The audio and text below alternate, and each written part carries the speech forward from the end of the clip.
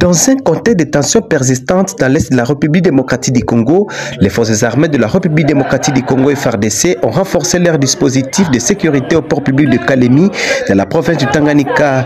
L'objectif principal de cette initiative est de prévenir toute infiltration des groupes armés M23 de la province. Selon le sergent journaliste de FARDC Aristote Chitamba, tous les passagers et leurs bagages sont désormais soumis à des contrôles rigoureux de leur arrivée au port de Kalemi. Cette mesure vise à détecter d'éventuels éléments du M23 qui tenteraient de se faire passer pour des civils afin de s'infiltrer dans la province.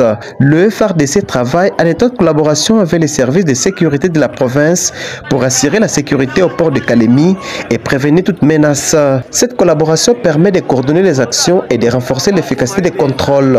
Le renforcement de la sécurité au port de Kalemi témoigne de détermination des autorités à protéger la province du Tanganyika contre toute infiltration du M23. Le FARDC sont mobilisés pour assurer la sécurité des populations et de prévenir toute tentative de déstabilisation de la région. Le gouverneur du Tanganyika, en collaboration avec les autorités des FARDC, appelle la population à la vigilance et à collaborer avec les forces de sécurité pour assurer la sécurité de tous. Toute information suspecte doit être signalée aux autorités compétentes. La sécurité est une priorité pour les autorités du Tanganyika. Le renforcement des mesures de sécurité au port de Kalemi témoigne de leur engagement à protéger la population et à prévenir toute menace.